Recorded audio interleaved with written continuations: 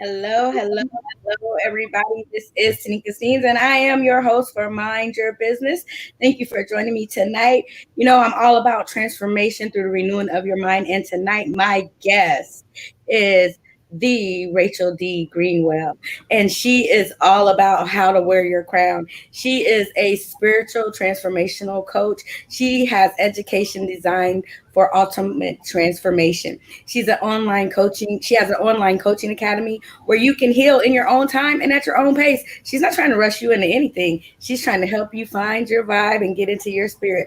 She will help you navigate your journey in the way that feels best for you in the comfort of your own home. Now, how many coaches can you say that about? She helps you to choose the content that you feel you need that fits your budget, and she helps you gain a lifetime access to the content and any updates forever. Oh my goodness, forever seems so far away, but forever could be right now.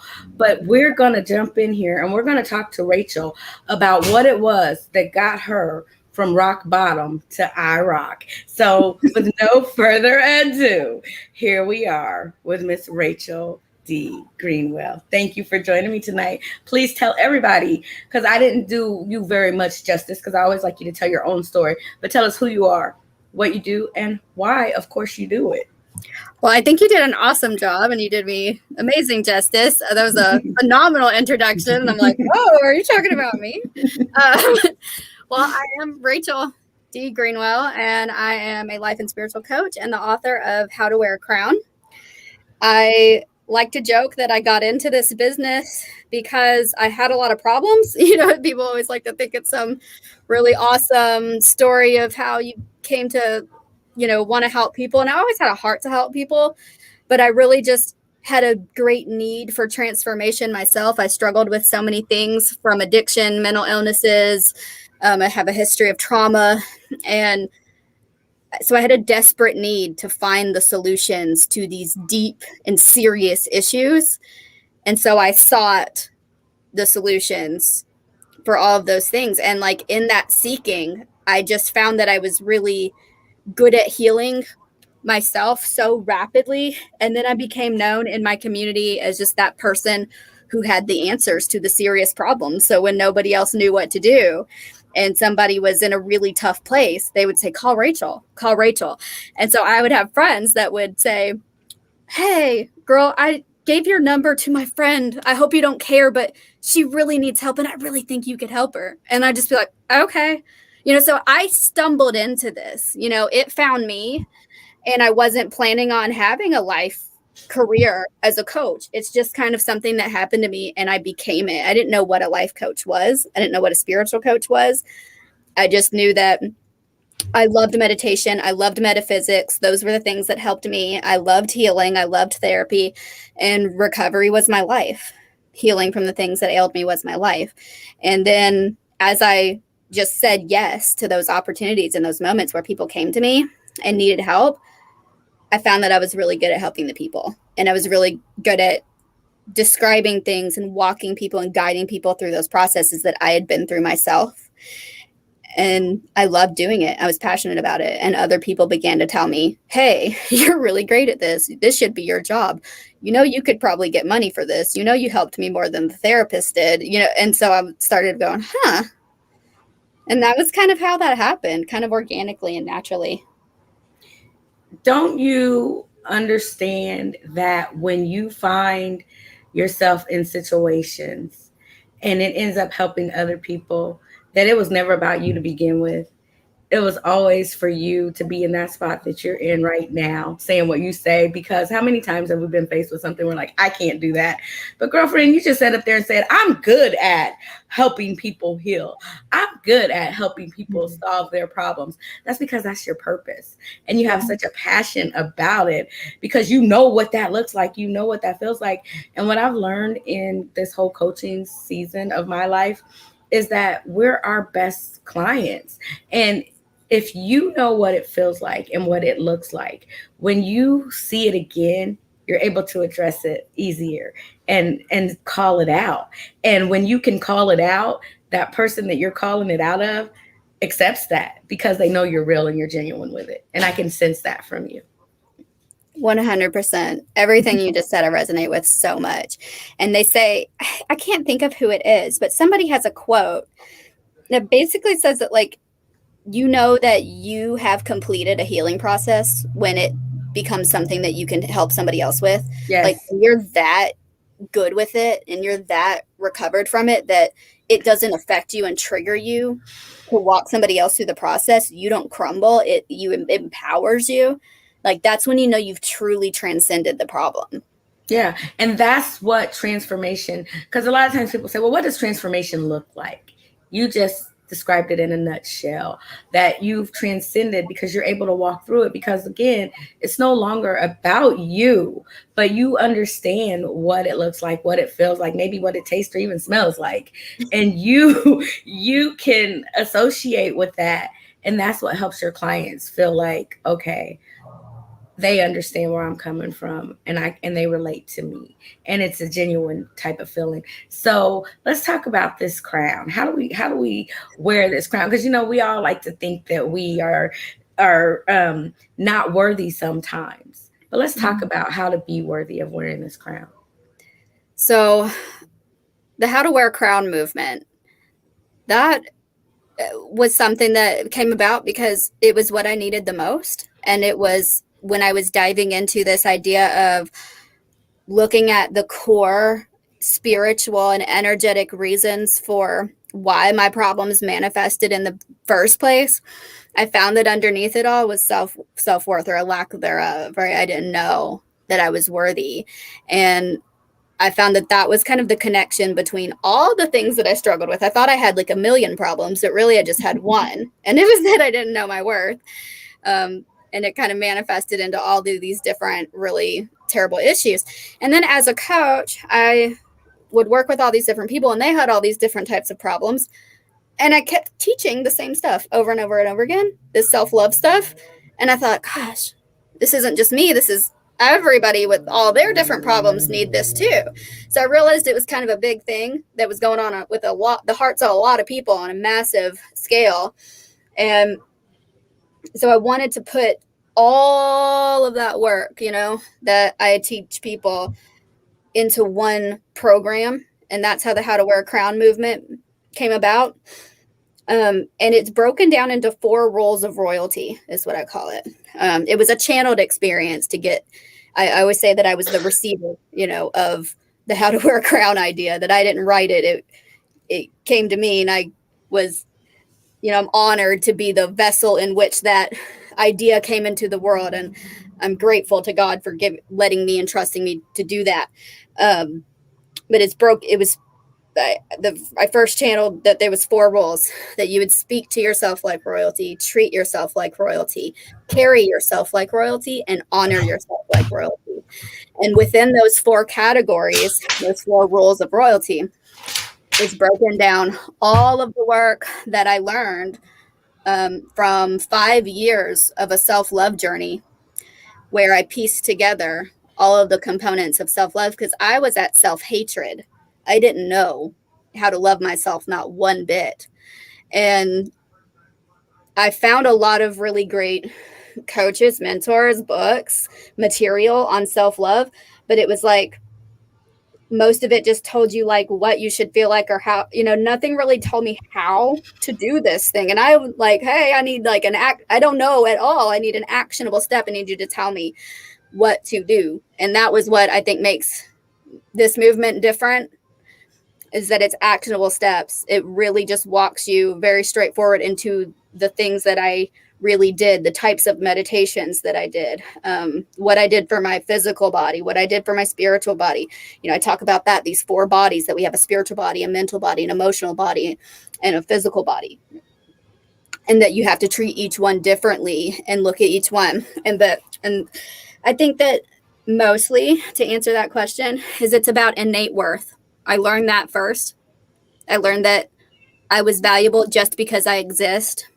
And I always thought I had to do something, prove something, be something, make somebody else feel some kind of way. It was always some kind of pressure, right, for me to feel good enough to exist. And when I learned that, I started to heal for real, that I was worthy just for existing on the planet. just like a little baby, that I had a value that couldn't be taken away, no matter what I did wrong or no matter what was done wrong to me. So that was the moment that changed the game for me, and that's the moment that I want to deliver to everybody else. Absolutely. And so you say that is the defining moment, but what did you do at that point then? Did you just overnight just become a coach and like, oh, now I'm a coach. I got all the answers. I know it now. What did you do? Yeah, of course. No, no, that's not how it worked at all. Oh my god! Because that's what people think. They think that you just woke up and just put it into action and it just took off, right? No, that's the moment that your tears dry. That's the moment that you get up off the floor when you thought you might just lay there and die.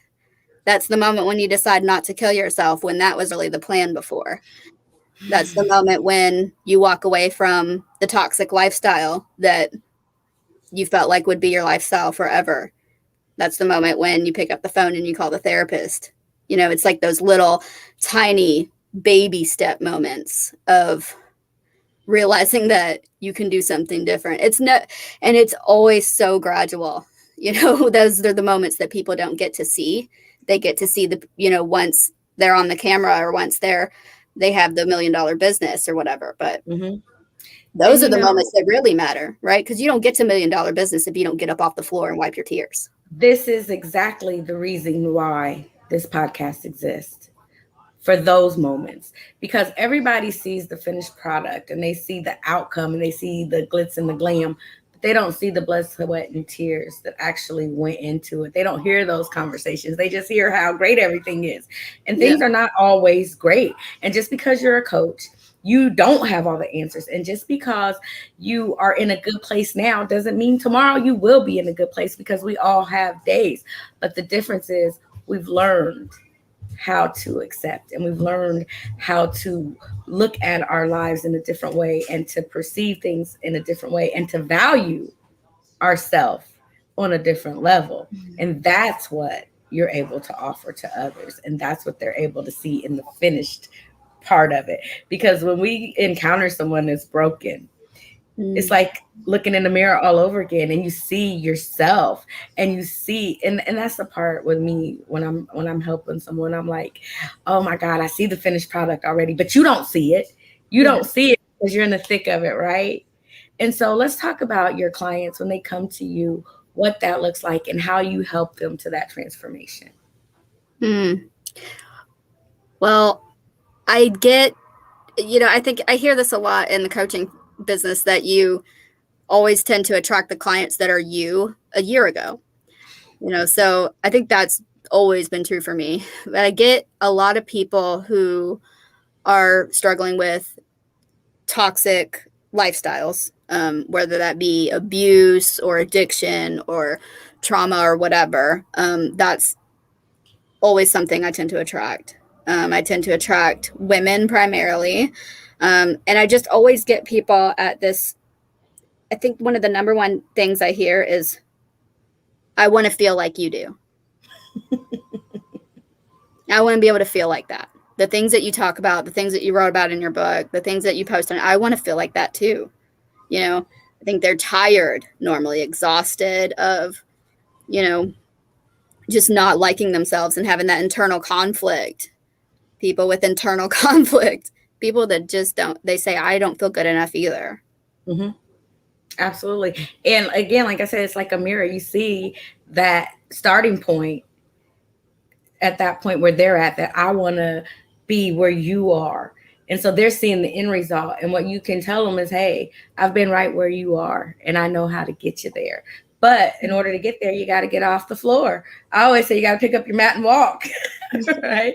You got to get going. And so will you do me a favor before I forget? Will you go back to your 4 levels? Yeah. Because I got to speak in the treat.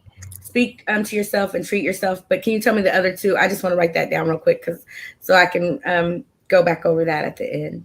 Yeah, the other 2 are carry yourself like royalty and honor yourself like royalty. Okay. because those are very powerful points right there, and I want to come back to that after a bit. But I know that I've looked at some of the things in some of the podcasts that you've done or whatever, and you talked about how you were doing interviews while holding your son, broken fingers, and all kind of stuff. I mean, people don't think that you go through stuff. You just get up and you look pretty, and you come to work and you do your job, and life is great. But it's not always that way. It's not. And I really strive at the authenticity is one of my values in being a leader in the world. And I want to always make sure that I show people all of it, you know. I'm not trying to be some picture of perfection that's an unachievable goal for people. Like, you know, I'm a real person. Their hair looks like crap in the morning, and I get mad and I yell at the dog sometimes. And, you know, like, people need to know that I'm a real person, but I love myself fully, even though I'm a real person that messes up, that's made tons of mistakes, that struggled with mental illness and addiction, and still thought I deserved to get up off the floor and continue on with my life, even though there was moments where I wanted to die. I thought nobody loved me. You know, I still found it in me, with the help of the things that are in my program, got to a point where I felt like I deserved to continue on and create a life that I love, and create a life that is founded on having a big purpose and mission, where I go back and help other people in the world. Like, that I feel like I'm that worthy, right? Where I could be used by God to do something amazing in the world that helps tons of people. Like, and I'm not special. I'm not, I do special things, right? Yeah. God called me. God thought I was special enough, but I'm a 32-year-old woman from Shepherdsville, freaking nothing, Kentucky. You know what I mean? Like, I'm not, like, it doesn't make sense, right? That I did the things I did, or that I'm becoming who I'm becoming. You just have to with God, all things are possible, and He has chose you and set you apart. And this is the thing: when people look at you, or anyone for that matter, that they feel like are in a different position that they are in, or in a better position, I should say, and they think that, well, I couldn't possibly be at that level. Well, I always say at the end of my shows, you were created with a purpose, and what you just said, you were created with a purpose to serve and to give back and to help other people to heal. And the reason why you go through or went through what you went through is so that you would have the ability to carry those giants on your shoulders that other people wouldn't be able to carry, so you can show them that it can be done, right? Yeah. And so, you know, I commend you so much, because it takes a lot of heart to be able to stand up and talk about, let alone coach other people through what you've been through. And again, that's transformation. That's a transcendence. That's a changed and reformed mind. And, you know, with everything that's gone on in this wake of COVID, mental illness has ran rampant. Not like it's brand new. It's not something that just popped up on the scene, but now it's more prevalent, because before, people would often think that mental illness had a face. Yeah. They wouldn't look at you or I and associate mental illness. Yeah. You know, because they would think that you've got it together, or I've got it together, oh, guys, you do this. No, mental illness is no respecter of persons at all. And it can get you at any time, because the mind is a battlefield.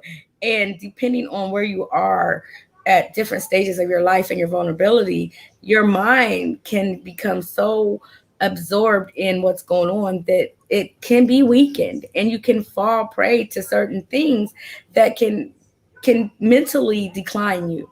And so just the fact that you are even talking about that at this moment, and how it's helped you and healed you, we need that so much, because it's been such a stigma and nobody wants to talk about it.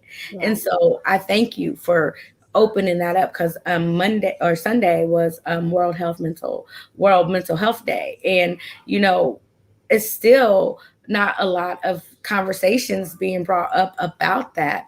And so thank you again, like I said, for bringing that up, for speaking on it, for letting people know, because people think that if if you're a coach or if you're a therapist or if you're in a certain position of high power or position, that you've never dealt with anything, that Right. you life has been so great. And there's people sitting at home right now with a wish and a prayer, hoping that they could do something but feeling less than. Yeah. And how do you reach those people? What do you do to encourage them to know that they are worthy? I teach them how to encourage themselves. I teach them how to be their own best friend, their own coach inside of their own head. Because when you have that part of you inside of your own mind that says, get up, that says, hey, you're worthy, that says there's a solution, that says there's something to look forward to for tomorrow, that says no matter who decides that they don't love you anymore, leaves you, dies, no matter what catastrophe happens tomorrow, at least you have yourself. When you can have that kind of relationship and connection with your own self, and also when you start opening your mind up to having a spiritual guidance in the spiritual world where you have metaphysical guidance supporting you and you know that you're never alone,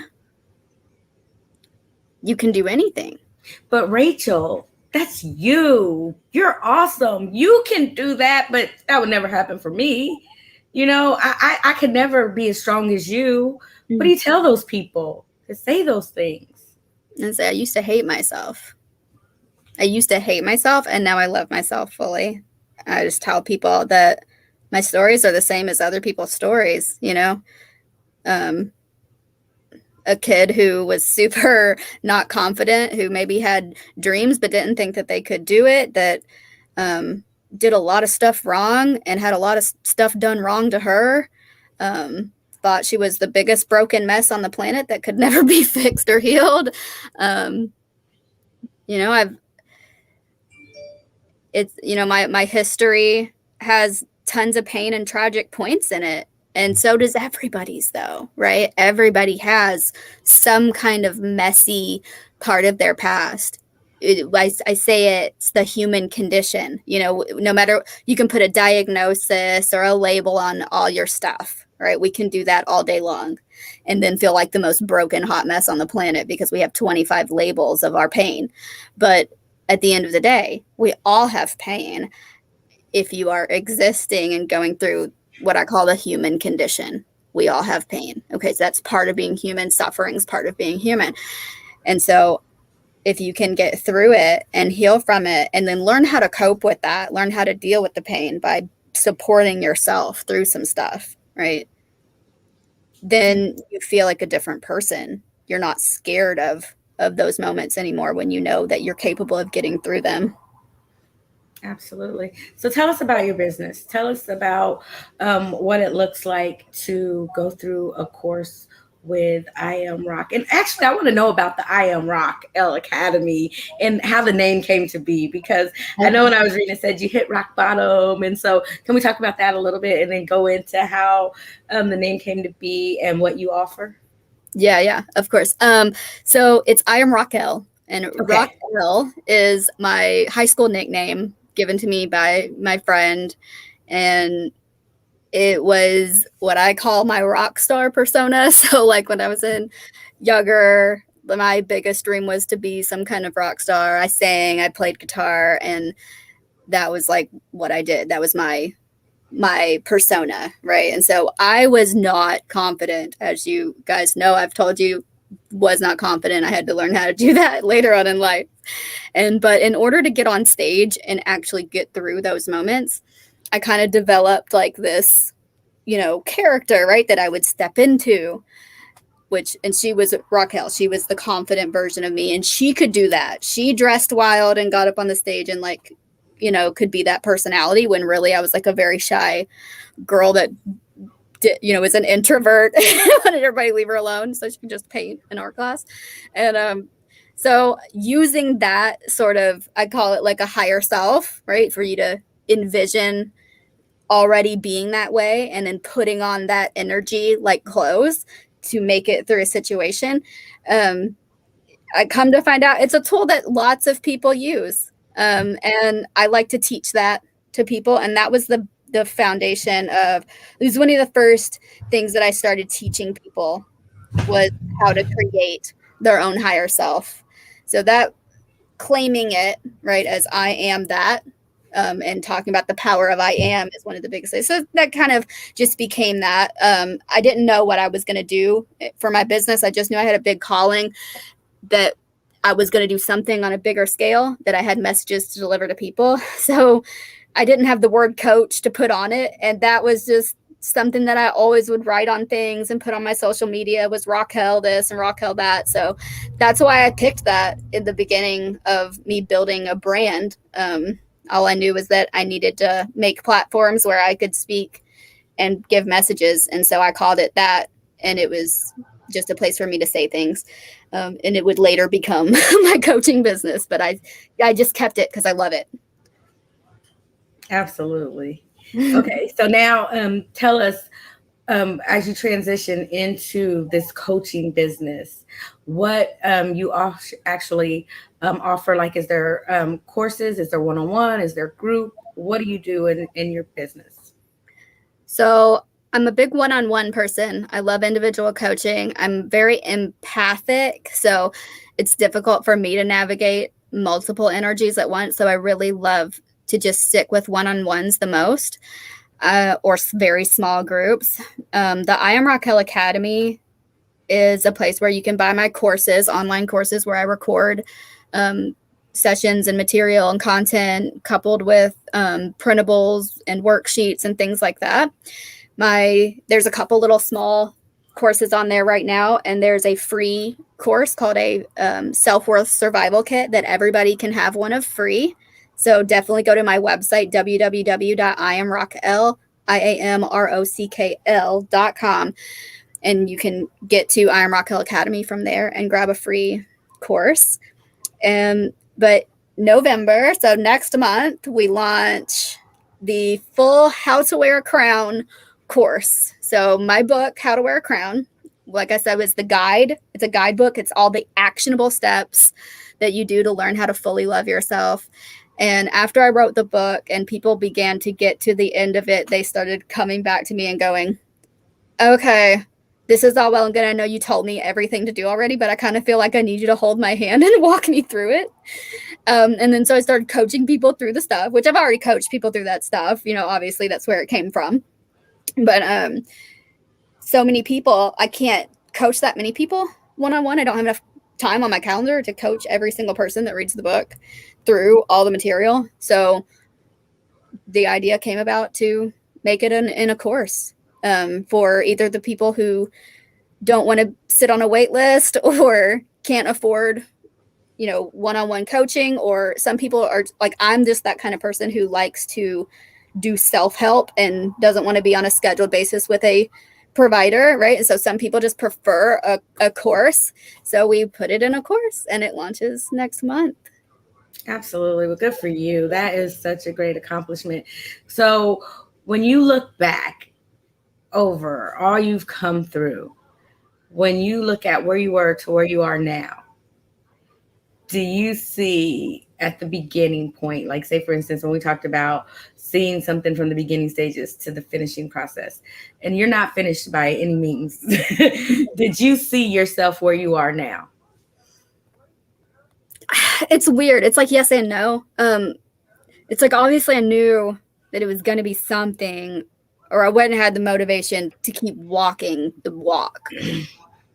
But God is so amazing in the way that it's always better, right, than you could have ever imagined it, right? You imagine it like this, and then it happens like in this huge, giant way, and you're like, wow, and you're like, oh, it's going to feel so good. And like, I know it's going to feel good, but God, the moments, when you're breaking down crying because somebody's telling you how you changed their life with your work, like you can't, no matter how much you dream of it over and over again, you can't ever fathom what it will truly feel like in that moment. Yeah. Now, the reason why I asked you that question is because, again, a lot of times people look and go, well, yeah, but that's your story and you made it. If you have something in your gut instinct and I know that I can be great, but you keep telling yourself, but it won't ever happen. If you know that I can be great, great is so much better than it will never happen. Keep pushing for it's going to be great, right? Because it's going to be so much better than what you could ever imagine. If you have a little inkling inside of you that I know I could be great if I just had an opportunity, then keep going because there's opportunities everywhere. But if you stop, you may never run into that opportunity, right? And Right. so, what is your why? What gets you going? What gets me going is, I think, the biggest vision that I was given was of an entire world that knows its worth. That if every single person of the 8 billion people on the planet could all truly know how worthy they are, could really love themselves fully in a way where they wake up and feel happy and live lives that they love every day, that we would have peace, that we would have, this amazing planet of people that coexist and don't harm each other, that don't have a desire to hurt each other, that, truly just want to give to one another and take care of their own selves. How beautiful would that be? I think that, um, the song John Lennon Imagine, comes to my mind a lot, with imagine all the people and living life in peace. And I don't think that vision is possible without a vision of world worth first. Yeah. I don't think people even think that they're worthy of a peaceful life. Like, why would you go straight to creating peace if you don't even think that you're worthy of love? That's it. But that vision is so possible because of people like you. And I often used to get laughed at because I'm like, I know that this world can be so much better if people would just do the right thing. There's people that want to do right. There are good people, and there are loving and kind people, and there's so much more good than there is bad, because good always outweighs the bad. And sometimes you just gotta look for it. And just like we attract our clients, we attract others that are like us, because I'm sitting here listening to you and I'm just like, oh my God, I'm not the only one that feels that way. And I know that I'm not the only one that feels that way. But if I just stay in my little corner of the world and in my little box, I'll never know that there are other people that feel that way. We've got to make connections. We've got to start integrating and start understanding our diversities and reaching people on a higher level to show that they are worthy and that we appreciate all walks and forms of life. And so, again, I thank you for celebrating life, for allowing people to understand that it's okay to not be okay, but hey, you got to get up and you got to do something about it, because look at me, I did it. Okay, yes. Miss Janet King, Coach King, which I love so much because she is always encouraging and inspiring and such a great mentor of mine, wants to know if you would please give your website again. And we're going to do that at the end as well. But go ahead and give it to her again right now. Yeah. So it is www.iamrockell.com. So it's IAMROCKL.com. And you can find me at I Am Rockell on all the social medias. It's the same everywhere. I'm on tons of them. All right. Or you can even email me, support@iamrockell.com. All right. And as always, we'll put a link to our website as well. And once the podcast launches, you'll be able to get more information that way. But I met I was going to say Raquel. I met Rachel through a podcast group that we were in, and people were going back and forth about being on shows and this, that, and the other. And, Rachel reached out and said she wanted to speak. And after listening to her other talks and just seeing what she does, I knew that was a great fit for this audience and for what I do, because we are on the same spiritual level of bringing people up and encouraging and uplifting and showing other people that they're great. And so I don't like doing things on my own sometimes, because I don't ever want people to think it's just a Tanika thing. I like to show that, hey, I didn't make this up. This didn't just come from me. I like to bring other people to show that, hey, there are people in this world that are doing good, that are helping other people. So if you don't want to work with me, here's somebody out here that can possibly help you on a different scale. I don't care if I'm not the one that helps you, as long as you get the help and the encouragement that you need. And that's what it's all about. It's about lifting people up, not holding people down. And so, Rachel, what else is it that you would like for my audience to know more about you, so they would come and work with you, or possibly want to get some more information and get involved in this launch you got going on next month? Well, I think first I want to say thank you for having me on. It's been amazing. I do feel like super connected to you. It's just, and I agree. I'm right there with you with, we have to make ourselves available and also make sure that people know they have tons of resources, because it's soulmate clients at the end of the day.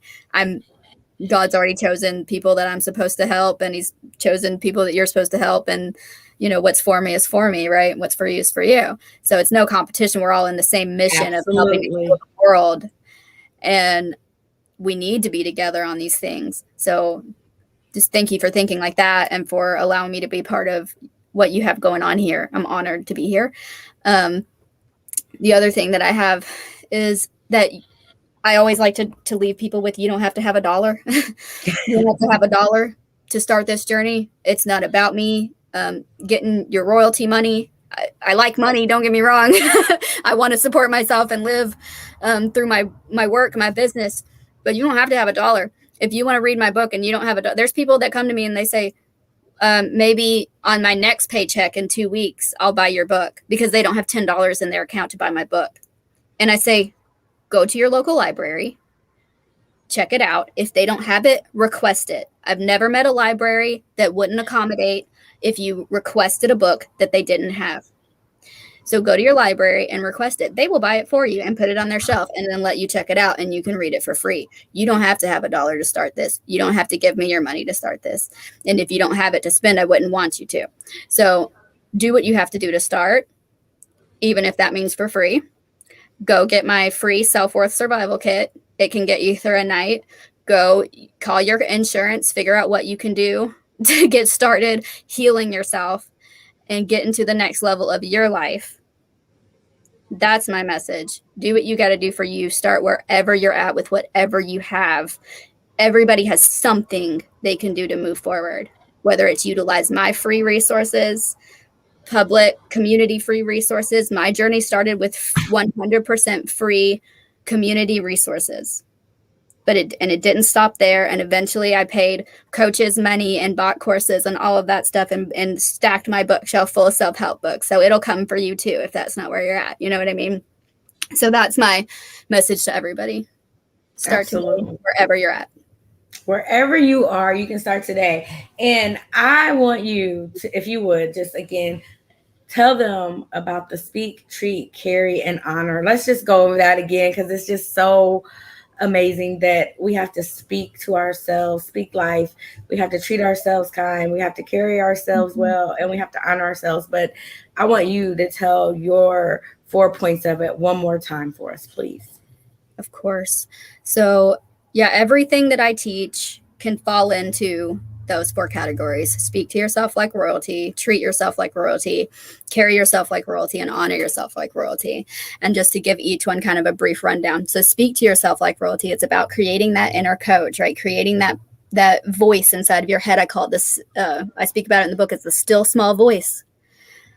Those are biblical, people will understand that's the still small voice. It's a little whisper of a voice. And we all have it, even if it's just tiny, right? If somebody's treating you badly and you go, oh, I don't deserve that. If you're getting paid like crap at a job, working way harder than you should, you go, God, I deserve to get more money than this, right? You have that little, that it tells you to get up off the floor, right? When you've laid there for too long with the tears and the snot all over your face, and it's like, okay, it's time to get up and take a shower. It's a whisper, and it's taking that whisper and turning it into the loudest voice in your head that says, get up, girl, right? So as you go in there and you ask for the raise now, you turn that whisper into a scream. So that's speaking to yourself like royalty. That's the royalty voice. And we learn to amplify that and make it the most important one in our head. We have tons of voices in our head, right? Some of them tell us that we suck. Some of them tell us that we're great. So we got to learn to listen to the right one and focus on that. And then treating ourselves like royalty is putting those actionable steps behind the voice, right? Because I can tell myself all day long to leave the toxic environment, but it's until I actually take a step to walk out the door that it really matters, right?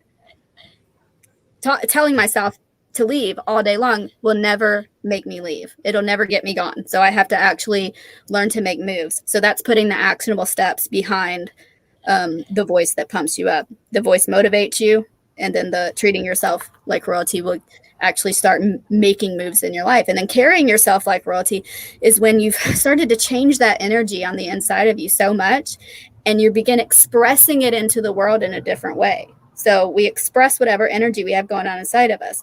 Once you start performing actions, you start changing your energy. You really start changing who you are now. And so now you start really worrying about who it is that you're presenting to the world and making sure that that person is an image of self-worth. And then you can begin to honor yourself like royalty, which means really going after the big dreams and all the things that you really know you're made of, and coming into your fullest potential, and getting fully actualized, right? As a human being in the world, really bringing that, your spiritual self, manifesting that highest version of yourself into the world. So in a nutshell, that's kind of what those 4 rules are. And each one of those rules contains several chapters. It's 14 chapters total of the book that covers everything from self-talk, boundary setting, meditations that are specifically for self-love, going and getting other types of treatments for mental illnesses, addictions, trauma, different things like that if you need it, really diving into those things, how to connect fully to yourself, others, the world, feeling like you belong in any given situation, learning your power, realizing your potential, mapping out and really understanding your own personal higher power. I mean, it's a lifelong journey in 14 chapters. And there's even parts of the book that tell you, stop here, take a break, do this work, really learn this before you move on. There's no rush. It's something that I want to be with people for the rest of their life, and be able to guide them at whatever stage they're on, whether you're on, I hate myself, or I just kind of want to like myself better right now, or or I'm ready to take on the world, right? There's something in it for every stage of that walk. And the course is the same. So it's 14 sessions, 1 session for every chapter. And so I hope everybody comes to follow me on all the social media, and I'll be launching I have a group, the How to Wear a Crown Self-Worth Support Group, which is free, another free resource, free to everybody. All of my amazing 1.5 thousand women who are learning their worth and supporting each other on that walk. Come join us. We would love to have you. Everybody's welcome. All right. Well, thank you so much for sharing. I want to ask you one final question, because like I said, I don't ever have questions made up or whatever. It's just whatever pops to me. But through this journey, what has Rachel learned about herself? I deserve money. I'm one of those pure service based coaches and leaders, and my coaches and my friends that are coaches have really just had to get on me, and they laugh at me when I tell them how much I want to charge for things and how much I want to charge. They're like, what? And so you're like me. I'm just giving away. My husband's like, you're just gonna give away the house. What's wrong with you? I just want to help them. Oh, you need a book? Here, have a book. Take a journal too, and a workbook. Yeah. Here, have the audiobook.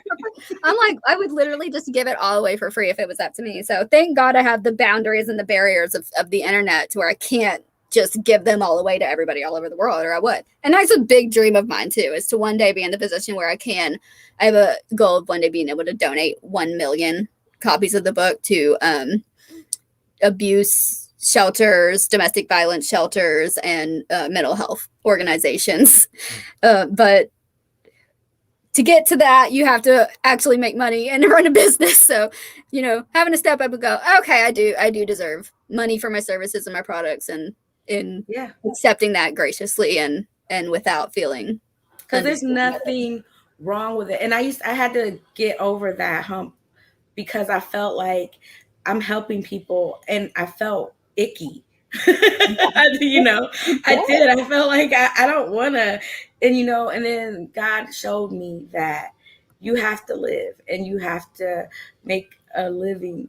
And so he gave me a ministry. And so with that, it's like on this side of it, this is what you do for me in this aspect, and on this side of it, this is what you do to maintain your family. You have to live. And so I was able to make peace with that, and everything works out in its own time, and it's okay to serve, and it's okay, but you don't have to give away everything. You don't, because you are worth it. And what I've learned too is when you give away stuff, people don't even want it because they don't think it's worth anything, which is weird to me, because I'm like, salvation is free. God already paid the price by sending Jesus. And thank you, Jesus, for that.